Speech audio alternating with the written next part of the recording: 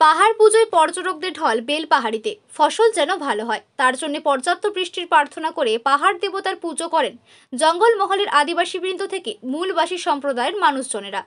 আম, কাঁঠাল, জাম নিবেদন করে পাহাড় দেবতার আরাধনা করা হয়। অনেক ক্ষেত্রে পাঁঠা, হাঁস, মুরগি বলির চলও রয়েছে।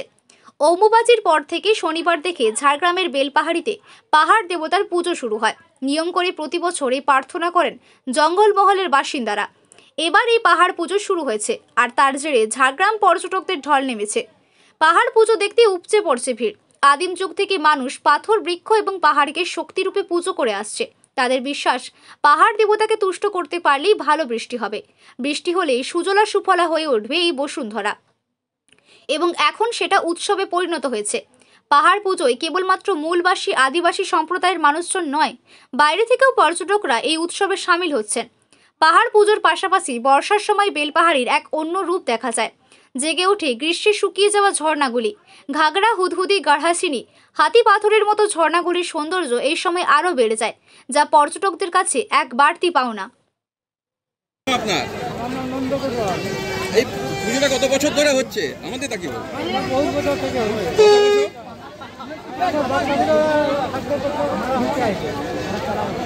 সেইভাবেই পুজো হচ্ছে, সেই নিয়ম তাও কয়েকশো বছর ধরেই হচ্ছে।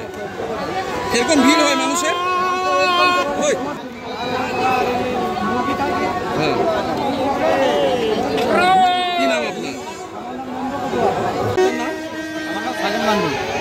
এই যে পাহাড় পুজো কেন হয়? কেন পাহাড় পুজো হয় অ্যাকচুয়ালি এখানে এই যে আষাঢ় মাস পড়ে গেছে, আষাঢ় মাস পড়া মানে এবারে ধান চাষ শুরু হবে, চাষবাস যাতে ভালো হয়।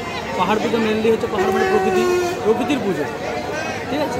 ধান চাষ যাতে ভালো হয়, বর্ষা যাতে ভালো হয়, সকল মানুষ যেন ভালো থাকে, এই উদ্দেশ্যে পাহাড় পুজোটা করা হয়।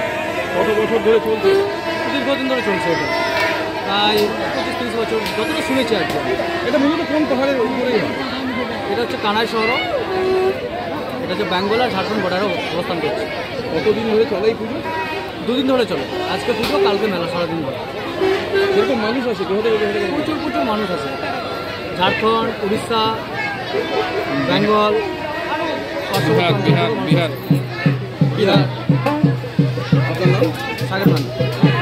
কত বছর ধরে চলছে এবং এর অনেক দিন থেকে চলে আসছে। আমাদের পূর্বপুরুষ সবাই মানে এই পূজার ভক্ত, এবং 12 মৌজার পূজা, 12 মৌজার প্রধানদের মিলে করে এই পূজাটা বছরে আষাঢ় মাসের তৃতীয় শনিবার এই পূজাটা সম্পূর্ণ করা হয়। এই পুজোটা মূলত কি কারণে করা হয়?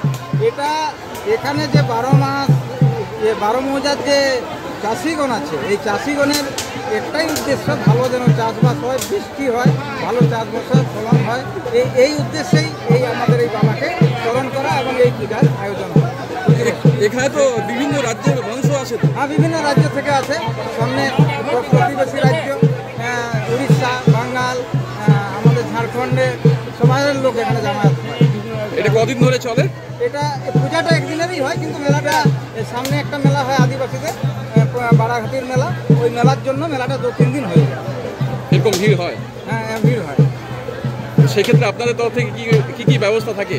আমাদের ব্যবস্থা বলতে এখানে যে আমাদের কমিটি আছে, আমাদের মেলা কমিটি, তাদের মেলা যাতে সুসম্পন্নভাবে চলে, সুস্থভাবে চলে, তার জন্য দেখাশোনায় আছে সবাই।